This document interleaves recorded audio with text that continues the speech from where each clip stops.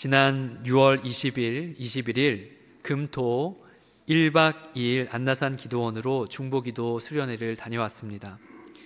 우리 교회에 많은 부서가 있지만 그 중에 중보기도부가 있습니다. 월요일부터 주일까지요, 매일 순서를 정해서 시간마다 기도하는 부서입니다. 중보기도 헌신자들과 그리고 17명의 기도하는 청년부의 청년들과 함께 67명이 모여서요, 집중적으로 개인과 교회와 또 나라와 민족과 세계 열방을 위해서, 선교지를 위해서 기도하는 시간을 보냈습니다. 특별한 프로그램은 없었습니다. 찬양하고 기도하고 밥 먹고, 찬양하고 기도하고 밥 먹고, 찬양하고 뭐 했을까요? 잠도 잤습니다. 예. 특별히 청년들과 몇몇 분들은요, 철야 기도를 하기도 했습니다. 철야는 기도하기 위해서 이 밤을 새는 것을 말하죠. 밤새 기도하는 청년들이 얼마나 기특한지 너무나 이쁘게 보였습니다. 물론 밤새 기도한 꽃다운 중년들도 있었습니다. 세대를 넘어서 깊은 기도로 함께 나아가는 시간이었습니다. 찬양하고 기도하기를 몇 번 반복하다 보니까 1박 2일이 순식간에 지나가더라고요. 그리고 그 은혜로운 수련회를 마쳤습니다. 수련회를 마치고 집으로 이제 돌아왔는데 그때부터 제 마음속에 이상한 일이 일어났습니다. 계속해서 마음에 울리는 찬양이 있는 거예요. 그 찬양의 울림은 이 찬송가 252장 나의 죄를 씻기는 곡의 찬양이었습니다. 어린 시절 무수히 부른 찬양인데 귓가에 울리고 계속해서 그 가사가 마음에 공명했습니다. 예수의 피밖에 없네. 영어로는 Nothing but the blood of Jesus. 이 표현이 계속 반복되는 거예요. 예수님께서 수련회를 통해서 예수님의 흘리신 피, 그 귀하신 보배로운 피를 깊이 묵상하기를 원하시는구나 생각했습니다. 몇 주 동안 예수님의 피에 대해서 깊이 묵상하는 시간을 보냈습니다. 그래서 여러분, 오늘 말씀의 제목이 무엇입니까? 보혈의 능력으로 사랑하라. 지금까지 제 귀와 마음에 계속 울리는 찬송가 나의 죄를 씻기는 이 후렴의 가사는 이렇습니다. 예수의 흘린 피 날 희게 하오니 귀하고 귀하다 예수의 피밖에 없네.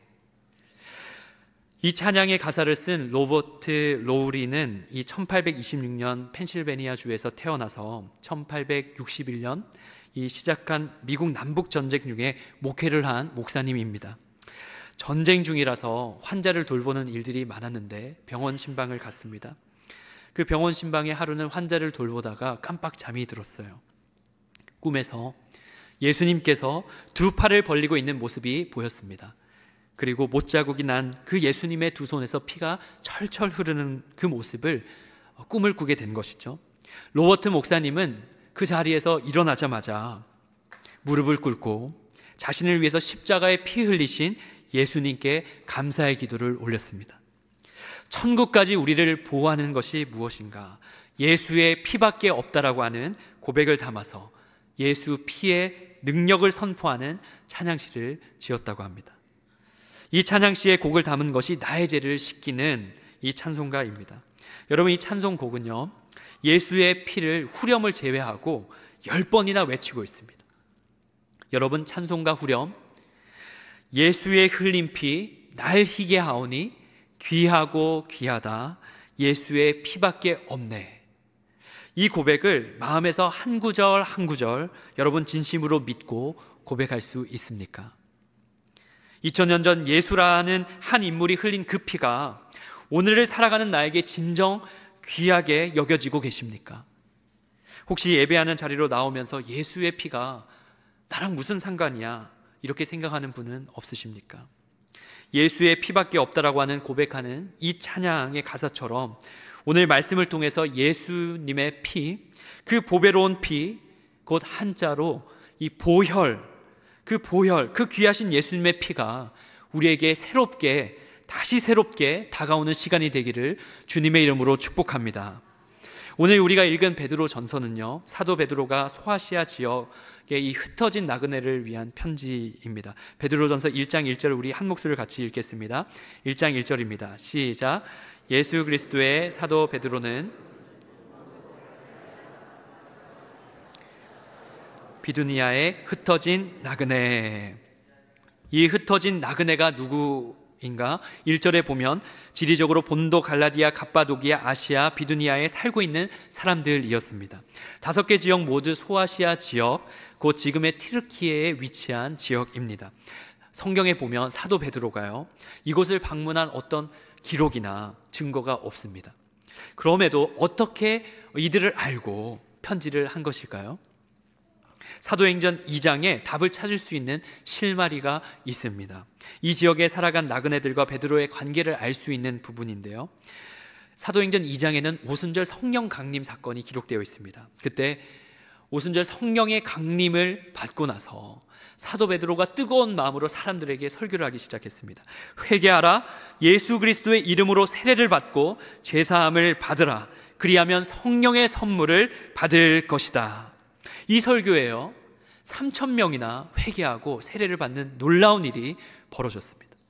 그때 그 설교를 듣던 그 자리에 있는 사람들은 오순절을 지키기 위해서 여러 지역에서 온 경건한 유대인들이 있었습니다. 그 경건한 유대인들이 어디서부터 왔는가가 사도행전 2장 9절에 기록되어 있는데, 본도, 갑바도기아, 아시아로 기록하고 있습니다.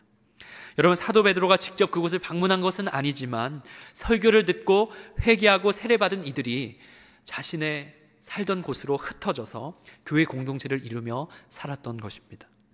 흩어진 나그네들, 여러분 한번 생각해 보시기 바랍니다. 그 삶이 얼마나 어려움이 많았겠습니까?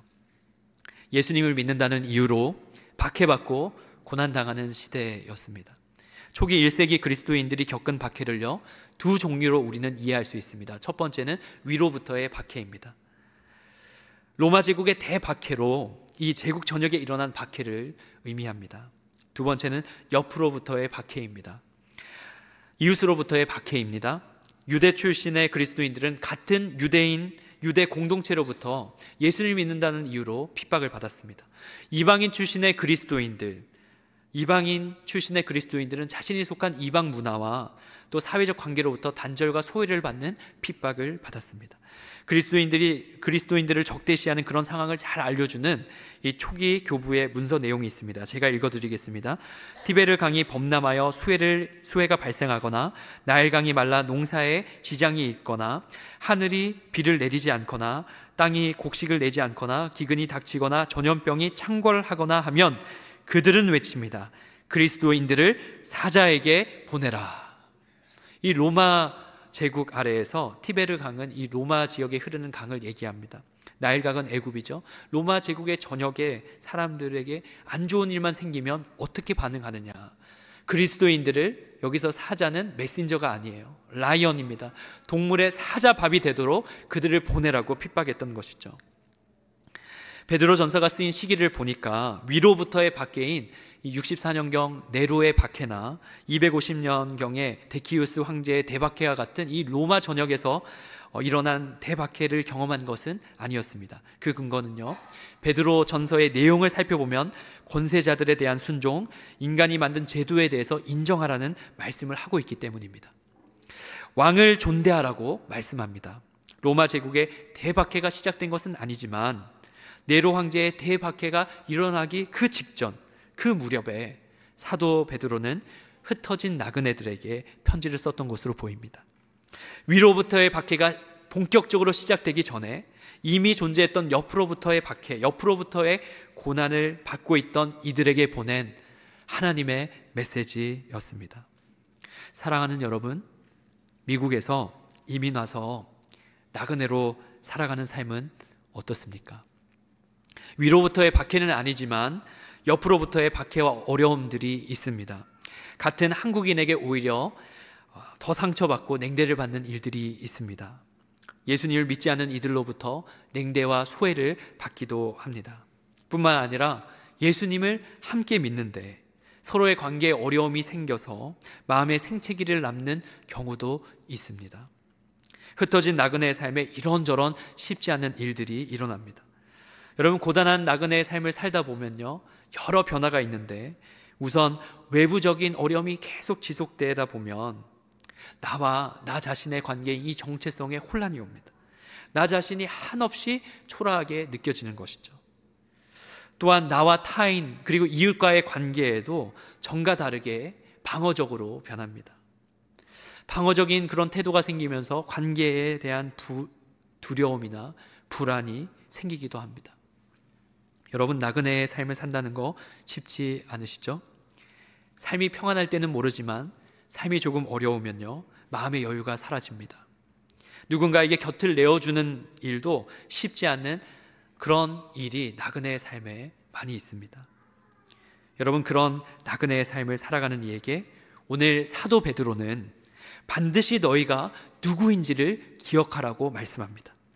베드로 전서는 고난 속에 있는 그리스도인들은 어떤 존재인지, 어떤 정체성을 지니는지를 계속해서 말씀하고 있습니다. 오늘 말씀을 통해서 우리가 하나님 앞에서 어떤 존재인지 성령님께서 우리 각자에게 깨달음을 주시기를 주님의 이름으로 축복합니다. 우리가 하나님 앞에서 어떤 존재인지를 기억할 때요, 고단하고 쉽지 않은 나그네 같은 인생에 길을 잃지 않고 하나님 앞으로 나아가게 될 것입니다. 오늘 본문 말씀은 사도 베드로가 흩어진 나그네에게 너희가 어떤 존재인가, 너희의 존재가 가장 근거 삼아야 될 것이 무엇인지를 말씀하고 있습니다. 말씀이 우리에게 알려주는 정체성이 무엇입니까? 바로 우리는 보혈의 능력으로 살게 된 존재라는 것입니다. 보혈의 능력으로 살게 된 존재가 우리라는 거예요. 18절과 19절 본문 말씀 우리 함께 합독합니다. 시작. 너희가 알거니와 너희 조상이 물려준 헛된 행실에서 대속함을 받은 것은 은이나 금같이 없어질 것으로 된 것이 아니요 오직 흠없고 점없는 어린 양 같은 그리스도의 보배로운 피로 된 것이니라. 아멘. 18절의 말씀에서 너희 조상이 물려준 행실, 곧 인간은 과거로부터 지속적으로 헛된 행실이 존재했습니다. 아담과 하와로부터 말씀에 대한 불순종으로 시작된 이 죄가 헛된 행실로 나타났습니다. 주로 우상 숭배의 모습으로 나타났습니다. 여러분, 죄는 거룩하신 하나님으로부터 멀게 하는 겁니다. 하나님의 자녀로 사는 것이 아니라 죄의 종으로 살게 된 것이죠. 웨스터민스터 소요리 문답서에 죄에 대해서 이렇게 말하고 있습니다. 죄란 무엇입니까? 죄란 하나님의 법도에 조금이라도 일치되지 않거나 위배되는 것을 말합니다. 죄는 하나님의 법을 위반하는 것을 말합니다. 위반이라는 말의 라틴어 트란스그레디오는요, 이 트란스라고 하는 말이 영어의 beyond입니다. 넘어서는 것, 그라디오는 워크입니다. 걸어가는 것인데 걸어가는 것을 넘어서는 거예요. 내가 걸어가야 될 하나님이 정해주신 그 길을 벗어나는 겁니다. 죄는 우리에게 주어진 한계를 넘어서는 행위입니다. 인간은 하나님의 법 아래에 있을 때요, 가장 인간다워집니다. 하나님의 법을 위반하는 순간 인간성을 상실하게 되죠. 살인, 간음, 도적질, 탐욕, 이 얼룩진 수많은 범죄들은 하나님의 법이란 한계를 넘어선 인간의 타락상을 보여줍니다. 여러분, 죄는 반드시 죄의 값을 치르게 되어 있습니다. 그래서 하나님의 말씀은 죄의 값은 사망이라고 선언하고 있습니다. 죄는 반드시 죽음을 부릅니다. 영원히 살게 될 존재 아담과 하와가 죄로 인해 죽음을 맞이했어요. 인간이 죽는 것은요, 죄 때문에 죽습니다. 나이가 들어서 죽는 것이 아니라 인간의 죽음에는 죄가 있습니다. 이 죄로 인해서 이 죽음의 문제를 역사상 아무도 풀 수가 없었습니다. 오직 이 땅에 말씀이 육신이 되어 오신, 인간이 되어 오신 하나님, 바로 예수님께서 그 문제의 답을 주셨습니다. 인생의 문제, 인간에게 답이 있지 않습니다. 예수님에게 답이 있는 줄 믿습니다. 인간의 궁극적인 문제인 죄의 문제를 예수님 자신이 답이 되어 주셨다는 거예요. 어떻게 예수님께서 인간의 죄의 문제에 답이 되어 주셨습니까? 예수님은 자신이 하나님과 사람 사이의 화목제물이 되셔서 자신의 피로 모든 인간의 죄의 값을 치르셨습니다. 이것을 우리는 대속함이라고 해요. 인간이 지은 죄를 하나님의 아들이 대신 죽음으로 그 값을 치르셔서 우리를 죄의 종에서 해방시키셨습니다. 여러분 믿으십니까? 예수 그리스도의 십자가의 피로 죄의 값을 치르시고 우리를 속죄하신 그 사실을 믿으면 인간은 죄에서 벗어나서 하나님 앞에 옳다고 여김을 받게 됩니다. 곧 의롭게 됩니다. 죄로부터의 해방, 씻김, 새롭게 함, 보혈의 능력입니다. 로마서 3장 25절입니다. 이 예수를 하나님이 그의 피로써 믿음으로 말미암아 화목 제물로 세우셨으니. 로마서 5장 9절 말씀입니다. 그러면 이제 우리가 그의 피로 말미암아 의롭다 하심을 받았으니, 예수님의 피는 인간의 죄를 속죄하는 피입니다. 피가 죄를 속합니다. 하나님께서는 피가 죄를 속한다, 곧 덮는다, 씻는다라고 하는 말씀을 구약시대에 이미 말씀해 주셨어요. 레위기 17장 11절 말씀 우리 한 목소리를 합독합니다. 시작. 육체의 생명은 피에 있음이라. 너에게 주어 제단에 뿌려 너희의 생명을 위하여 속죄하게 하였나니 생명이 피에 있으므로 피가 죄를 속하느니라. 아멘. 예수님께서 이 땅에 오시기 전에 이 구약 시대에는요, 하나님의 백성이 하나님 앞에 나아가기 위해서 자신의 죄를 값을 치르려면 이 동물의 피로 값을 치러야 했습니다. 하나님께서는 이 동물의 피로 죄를 덮음으로 죄인인 인간이 하나님 앞으로 나올 수 있는 길을 열어주셨습니다. 그런데 이 동물의 피로는, 이 속죄 드리는 이 제사가 한계가 있었습니다. 죄를 지을 때마다 속죄를 위해 동물을 잡아야 했고, 이 속죄의 제사가 완전히 인간의 내면의 양심까지 새롭게 할 수는 없었습니다. 그러나 십자가에 달려 단번에 영원한 속죄의 제사를 드린 예수님의 피는 모든 인간의 죄를 깨끗하게 하는 능력의 피입니다. 뿐만 아니라 그 피는요, 인간의 깊은 내면의 양심까지도 깨끗하게 하여서 하나님을 섬기게 하는 피입니다. 여러분, 사람의 내면에 있는 죄를 무엇으로 깨끗하게 할 수 있겠습니까? 금이나 은으로도 깨끗하게 할 수 없습니다. 돈을 아무리 준다고 해도 인간의 내면의 양심이 새로워지고 영원한 하나님을 믿고 소망하게 만들 수가 없습니다. 오직 십자가에 달리신 예수님을 믿으면, 그분이 십자가에서 인간의 죄를 속죄하기 위한 그 피를 믿으면 사람은 변화될 줄 믿습니다. 여러분, 프랑스 소설가 빅토르 위고가 쓴 이 레미제라블이라고 하는 소설이 있습니다. 그곳에 그 소설의 주인공이 장발장이라는 한 인물이 있습니다. 그는 가난 때문에요, 빵을 훔치게 됩니다.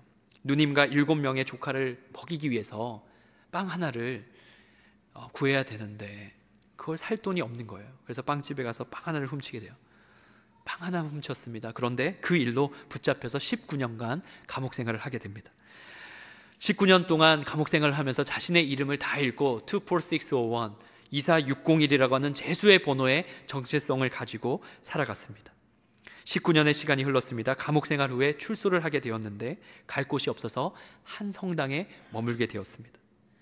성당에서 자신을 머물게 해준 이 미리엘 주교가 잠든 사이에 은식기가 있는데 은으로 만든 식기를 훔쳐서 도망가게 됩니다.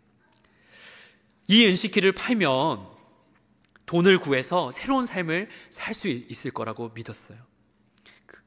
그 은식기를 훔쳐서 도망가는 길에 경찰에게 붙잡혔습니다. 그리고 경찰은 그를 끌고 와서 미리엘 신부에게 과연 이것을 훔친 것인지 확인하려고 데리고 왔습니다. 근데 그때 미리엘 주교가 이 장발장에게 이렇게 얘기하는 거예요. 이 은식기는 선물로 준 것이라고. 왜 내가 준 은촛대까지도 가져가지 않았느냐고 이렇게 말합니다. 그 이야기를 듣고 경찰은 떠나갔습니다. 미리엘 신부가 둘만 남은 그 사이에서 장발장에게 이렇게 얘기합니다. 하지만 형제여, 이것만 기억하시오. 이 모든 건 하나님의 뜻이라오. 이 고귀한 은들을 가져가 참된 사람이 되는데 쓰시오.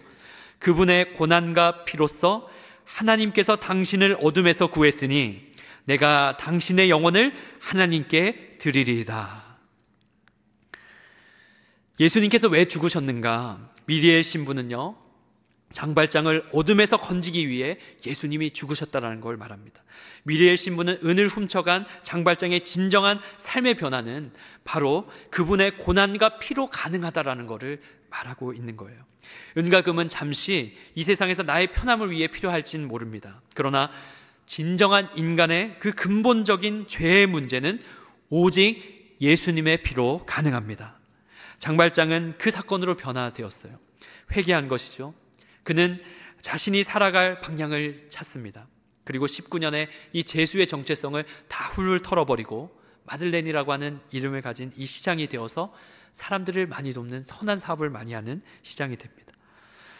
사랑하는 여러분, 예수님의 피는 인간을 변화시키는 가장 보배로운 피입니다. 죄의 종인 우리의 모든 죄의 값을 치르고 의로운 하나님의 자녀라고 선언하는 언약의 피입니다.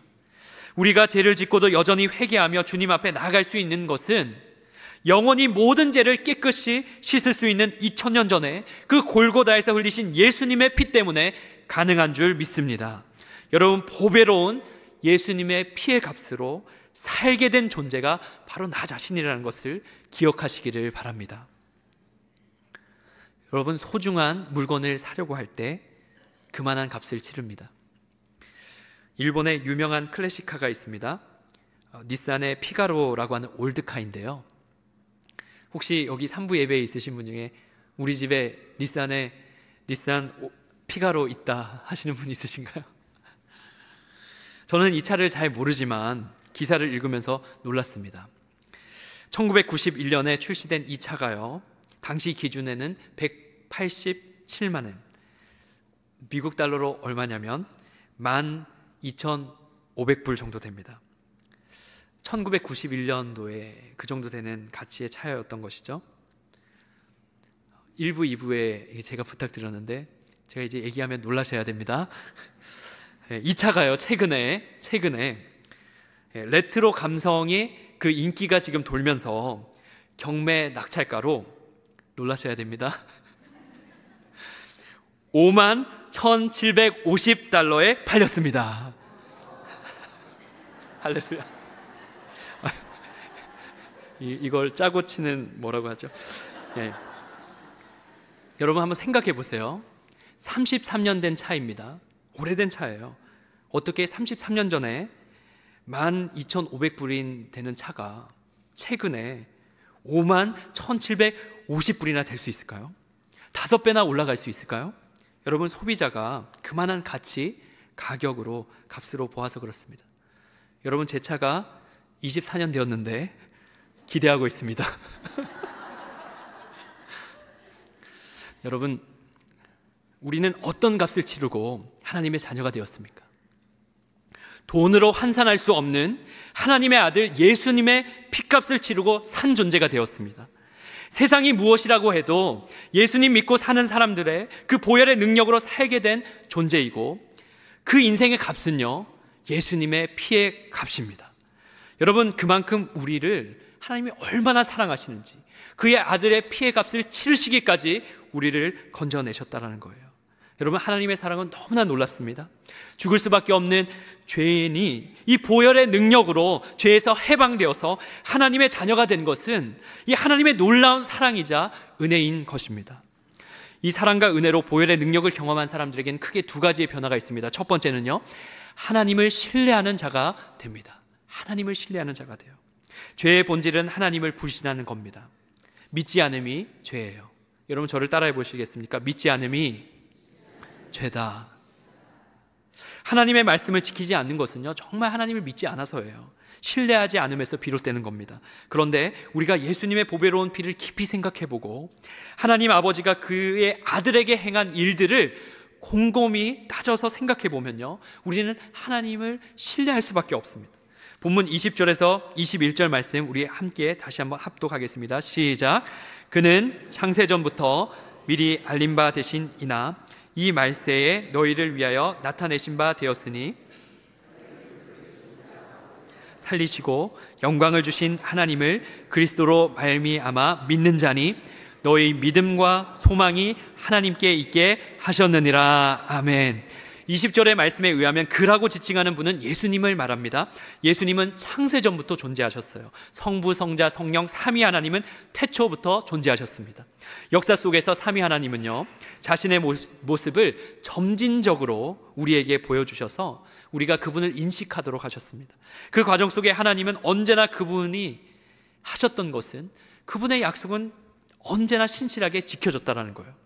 하나님은 언제나 자신의 약속을 신실하게 지키시는 분임을 여러분 믿으시길 바랍니다. 여러분, 하나님은 약속을 한 번도 어긴 적이 없으세요. 하나님의 그 어김없는 약속, 그 하나님의 말씀, 그 약속이요, 20절의 말씀처럼 말세의 인간에게 직접 나타났습니다. 말씀이 육신이 되어 이 땅에 오신 분이 바로 예수님이죠. 구약 성경에서 메시아로 약속한 309절의 그 이상의 말씀 그대로 예수님은 이 땅에 오셔서 약속대로 사시고, 약속대로 죽으시고, 약속대로 부활하셨습니다. 약속대로 승천하시고, 약속대로 우리에게 성령을 보내주셨습니다. 여러분 믿으십니까? 여러분, 우리가 예수님으로 말미암아 하나님께 소망과 믿음을 두게 되는 것은요, 하나님의 약속은 언제나 신실하게 지켜졌기 때문입니다. 예수님은 약속의 성취이자 약속의 증거가 되시고 약속의 보증이 되십니다. 사도 베드로는 이 부활하신 예수님을 만났어요.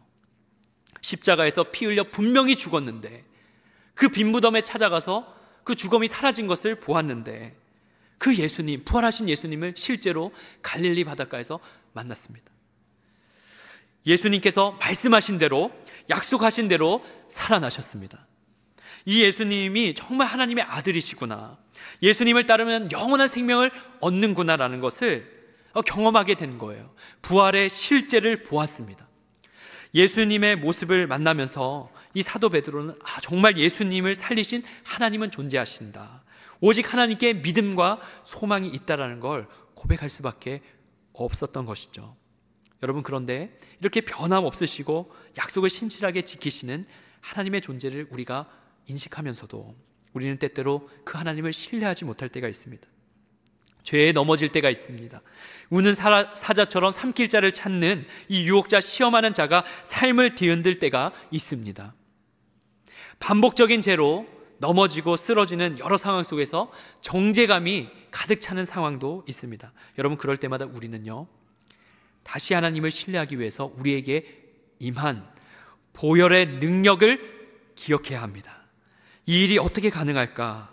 앤드류 머레이 예수의 보혈의 능력에는 이렇게 얘기합니다. 영원하신 성령의 영원한 생명의 능력이 그 피를 통하여 역사합니다.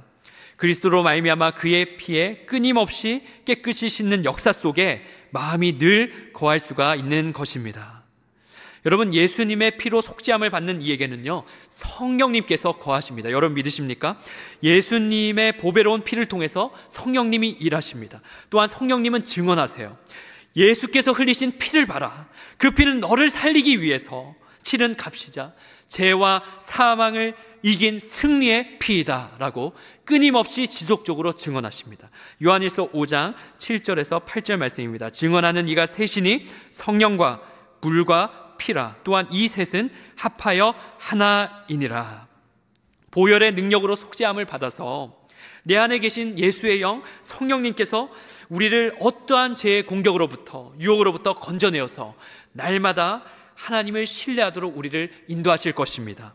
진리의 영, 예수의 그 보혈을 통해서 역사하는 영이 우리 안에 있어서 우리가 넘어지고 쓰러질 때마다 양심을 일깨우고 하나님 앞으로 인도해가는 역사가 있다는 것을 믿으시길 바랍니다.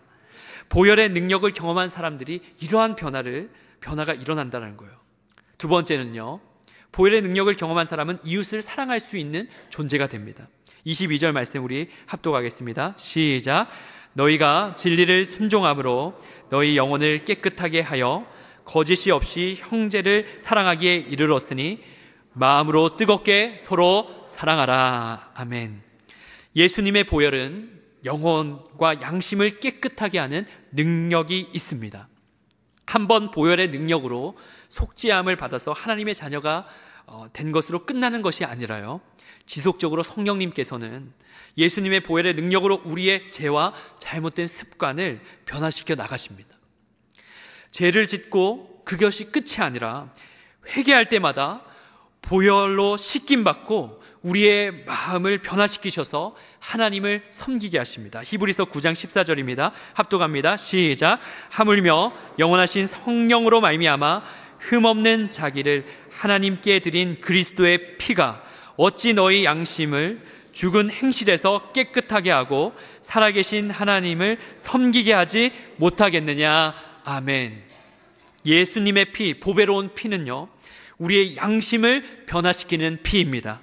사랑의 능력, 희생의 능력이 어디로부터 부어지는가? 예수님의 보혈의 피로부터 부어집니다. 여러분, 왜 그렇습니까? 예수님께서 나를 위해 십자가에 물과 피를 다 쏟으신 그 희생하신 사랑을 우리가 정말 안다면요, 정말 안다면 우리가 그 사랑에 반응할 수밖에 없습니다. 나를 위해 죽으신 존재가 있다라는 것을 진심으로 믿는다면 여러분, 우리는 사랑의 반응이 일어날 수밖에 없어요. 예수님께서 죽으신 이유는 나 한 사람 위해서 뿐만 아니라 온 인류를 위한 피였습니다. 그것을 우리가 알면 모든 존재가 예수님의 피의 값으로 구속함을 받아야 되는 존재라는 것을 인식하게 돼요. 한 존재 한 존재가 얼마나 귀한 존재인지, 예수님의 피의 값으로 치르는 그 존재라는 것을 알게 됩니다. 22절에 사랑이 두 번이나 반복적으로 쓰이고 있습니다. 그런데 원어의 표현에는 다릅니다. 형제 사랑하기를 이란 표현에서 이 원어는요, 필라델피아를 사용합니다. 이 의미는 형제들의 사랑, 형제들 간의 사랑을 의미합니다. 그런데 뜨겁게 서로 사랑하라 해서 이 사랑은 아가파오라는 원어를 씁니다. 이 아가파오는 신적인 사랑을 의미해요. 여기서 뜨겁게는 감정적인 것보다는 깊은 차원을 뜻합니다. 그래서 사랑에 있어서 조금 더 강력하고 깊은 사랑까지 나아갈 것을 말씀은 우리에게 요청하고 있습니다. 여러분, 우리가 사랑할 수 있는 사람만 사랑하는 것은 어느 정도 쉽습니다. 사랑받으니까 사랑받을 만한 사람을 사랑하는 거 쉽죠. 그런데 사랑하기 힘든 그 존재까지도 사랑할 수 있는 그 차원을 오늘 우리에게 말씀합니다. 부담스러운 말씀이죠. 사랑할 수 있는 존재를 넘어서 사랑하기 힘든 존재까지 사랑하라는 말씀입니다. 여러분에게 질문합니다. 여러분에게 사랑하기 힘든 그 대상은 누구입니까? 어떻게 힘든 그 대상을 사랑할 수 있겠습니까? 이 말씀이 이루어지기 위한 전제는요, 바로 보혈의 능력을 의지하는 것입니다. 22절 말씀에 보면 마음으로 뜨겁게 서로 사랑하라는 말씀에서 마음으로의 뜻을 잘 살펴보면 영어로 pure heart입니다. 단순한 마음이 아니라 정결하고 깨끗하고 성화된 마음이에요. 19절에서 우리가 살펴본 것처럼 그리스도의 보배로운 피, 예수님의 보혈의 능력으로 가능하게 될 줄 믿습니다. 이 보혈의 능력을 의지하여서 깊은 사랑의 차원까지 나아가는 우리 사랑하는 베델의 모든 성도님들 되시기를 주님의 이름으로 축복합니다. 나그네의 삶에서 나 자신이 누구인지 혹시 잊으면서 산 것은 아닙니까? 여러분은 예수님의 보배로운 피로 값주고 산 존귀한 자들입니다. 여러분, 우리 옆 사람에게 이렇게 고백하겠습니다. 당신은 예수님의 보배로운 피로 산 존재입니다.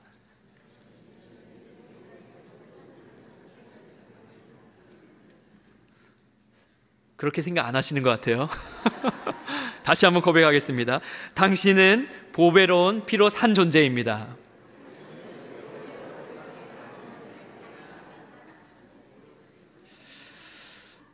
여러 상처받고 힘들었던 마음, 예수님의 보혈을 의지하여서 새로워지는 역사가 우리 안에 풍성하게 일어나기를 주님의 이름으로 축복합니다. 보혈의 능력으로 사랑하지 못한 자, 그 사랑하지 못한 자들까지도 더 깊은 차원의 사랑으로 나아갈 수 있는 주님의 사람들 되시길 바랍니다. 하루는 이 신방을 갔는데 수혈을 받는 성도님이셨습니다. 기도를 간절히 하고 신방을 마치고 돌아오는데 성도님의 그 모습이 눈에 아른거려요.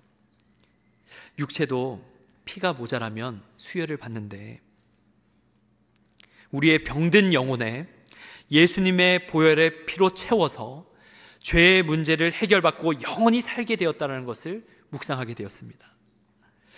예수님을 세례 요한은 세상 죄를 지고 가는 어린 양이라고 말했습니다. 그 어린 양의 피, 예수님의 피는 마치 애굽 재앙 때 6월절 어린 양을 잡아 그 피로 저주가 넘어갔듯이 최후의 심판을 넘어가게 하는 피인 줄 믿습니다. 그 예수님의 보배로운 피로 영원한 생명을 얻었다라는 사실이 여러분들에게 감격으로 다가오시기를 주님의 이름으로 축복합니다. 여러분, 오늘 제가 이 자리에 말씀을 전할 수 있는 것은, 목사로 살아갈 수 있는 것은 예수님의 피값 때문입니다. 예수님께서 흘리신 보혈이 저를 새롭게 했습니다. 죽을 수밖에 없는 죄인인 저를 건져 살게 했습니다. 주님의 은혜가 너무 커서 삶을 드리겠다고 목회자가 되었는데요, 여전히 제 안에 죄를 짓는 모습을 보게 됩니다. 죄로 인해서 넘어지고 쓰러질 때가 있습니다. 그럼에도 예수님의 보혈의 능력은 나를 한 번만 살리는 것이 아니라 회개할 때마다 그 피를 의지하여 살 수 있는 능력이 됨을 믿습니다. 여러분, 이번 한 주간을 살아가시면서 나를 의지하지 말고 나를 살리신 예수님의 보혈을 깊게 묵상하시길 바랍니다. 보혈을 통해 역사하시는 성령님께서 하나님을 더욱 신뢰하는 길로 우리를 인도하실 것입니다. 보혈을 통해 성령님께서 우리 마음 안에 좁아진 마음들, 그 마음의 품을 넓히셔서 나그네 인생길에 여러 지친 마음들을 새롭게 하실 것입니다. 어떤 정죄감이나 두려운 마음이 찾아올 때라도 2000년 전 골고다 십자가에서 흘리신 예수님의 피를 보고, 그 피를 보고 의지할 때 예수님처럼 우리도 승리하게 될 줄 믿습니다.